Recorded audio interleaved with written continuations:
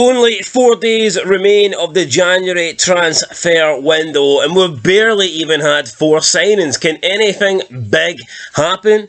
Or are we going to continue with how we started the transfer window with absolutely nothing? Welcome back, guys, to Fog Football. 28th of January. We're getting towards the end. We're in the final week. Decisions, signings, they have to be made now. And it's been a very uneventful transfer window. And I know that the majority of January transfer windows aren't big. You know, clubs tend to wait until the summer. I get that, we know that, but this has to be one of the worst transfer windows I can ever recall. Absolutely nothing has happened. The Celtic Rangers have made like 3 signings between them. Rangers, both signings have been on loan. I think Celtic's signing was approximately 3 million. Hearts, Aberdeen, Hibs have all made a couple of signings, but there's been nothing major, there's been nothing big, and there's been no real big players outgoing either. I think you look at Hearts, you look at Aberdeen, Miovski and Shankland, players that were rated at quite a lot of money. I expected more to be happening. Now, I'm not saying that nothing's been happening with Shankland. We know that he gets basically rumoured to a Rangers transfer every day, but in terms of actual bids, in terms of concrete offers, we've seen very, very little so far from any of the big clubs in Scotland. But let's start with probably, arguably, the biggest club in Scotland, and Liel Abada. He was being linked with moves away from Celtic. It's not happened anymore. Brendan Rodgers insists that Liel Abada will remain a Celtic player and he is not for sale in January. And I think this makes perfect sense. Look, there's no point loaning out Liel Abada.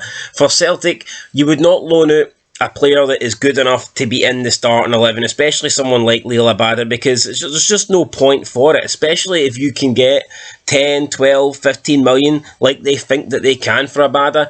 If he isn't good enough, if he's out of favour, then you would just sell him. You would just sell him and get a big transfer fee for him. You would not loan him out. Loaning Abada out makes absolutely no sense. I think the guy is good enough to be in the Celtic starting 11. I'm not convinced that he should be benched, and I think that if you take Celtic's, maybe not on current form, but I think if you had to pick the best 11 Celtic players and you're playing a 4-3-3, for me, I don't see how you can leave Abada out of one of the wing positions. I would have Maida on the left, Abada on the right.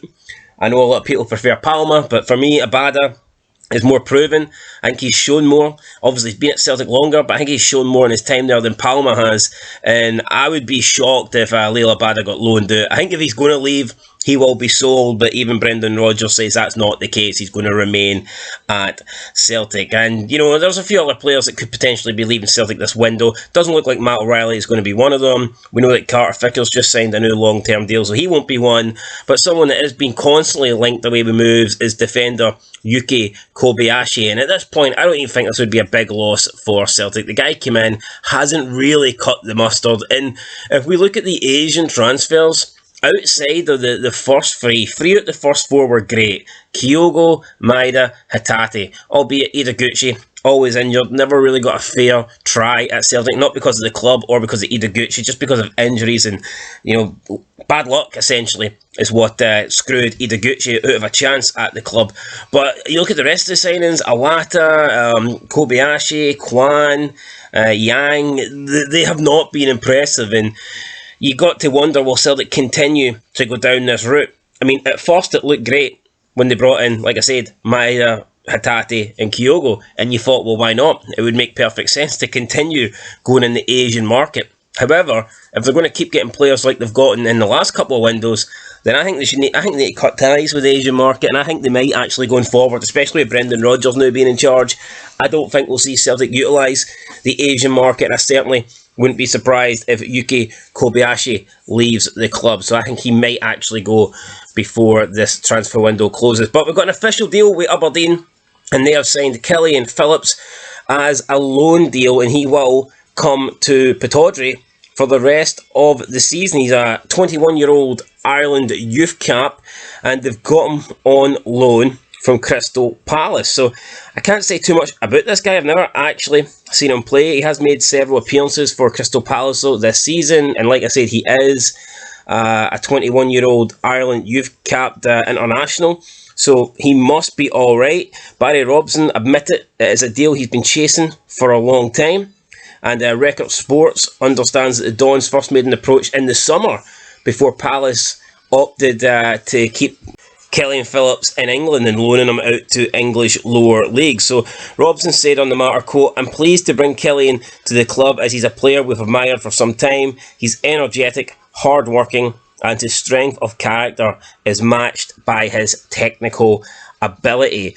End of quote. So, I mean, according to Barry Robson, this is another good player, but Aberdeen have a lot of good players right now, and they're just not performing. And I think the change needs to be managerial. I don't think the personnel change is really what Aberdeen need right now. I'm looking at the Aberdeen squad, and I think the squad's certainly good enough to be challenging Hearts for third place. It's, for me, the manager. He's not getting the most out of the players, and I'd be shocked if Barry Robson survives the end of the season. And I know there's no managerial transfer window, but if there was, then I think that they'd be getting a new manager in, because Barry Robson just is not doing a good enough job at Aberdeen. Started pretty well, he got them third place, done well in Europe, got them to a cup final. I mean, cup-wise, he's done good, you know, domestically, and in Europe, cup-wise, he's been great, but league form is what it truly matters, and this season, they've been nothing short of shite, so I think he has to go. And I think he will go. Probably not now, but they played Dundee midweek, and if they lose that game at Pittodrie, for me, Barry Robson cannot survive that. So we'll see. Aberdeen looking to get a couple more players in come the end of the window, but you've got to wonder, will Barry Robson be there come the end of the window?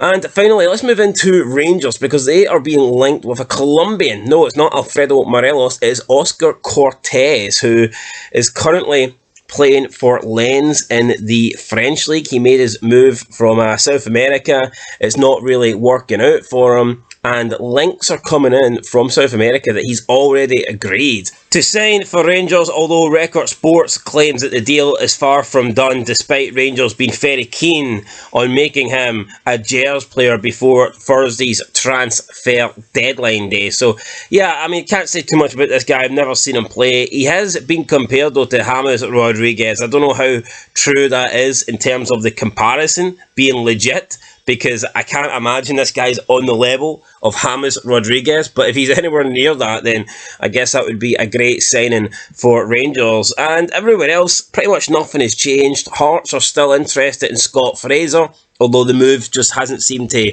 go anywhere. Celtic still are looking at Sydney van Hooijdonk, but again, that transfer doesn't seem to have any legs. There's nothing advanced since we spoke about it a couple of days ago, and it looks like Davy Bates could be on the move again. This time it looks like he's trading in Belgium for a move to Turkey, with multiple Turkish clubs interested in the Ginger Ninja, including Konaspor, who seem to be the favourites to land his signature. Anyway, guys, look, that's it for Fog Football again. Quiet day.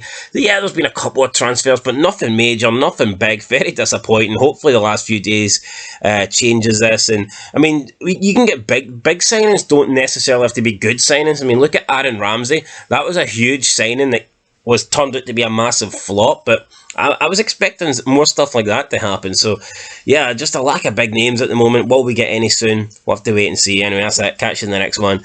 Peace.